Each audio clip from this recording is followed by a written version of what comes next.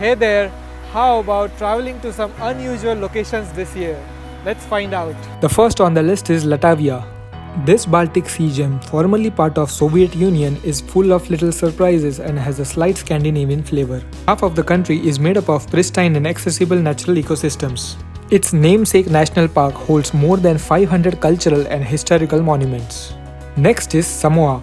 This island nation includes 10 islands brimming with volcanoes, waterfalls, rainforests, swimming holes, and beaches. Swimmers hop onto Sua Ocean Trench, part of larger area with natural rock pools and blowholes. And perfect water awaits for you on Upolu Island's southwest coast.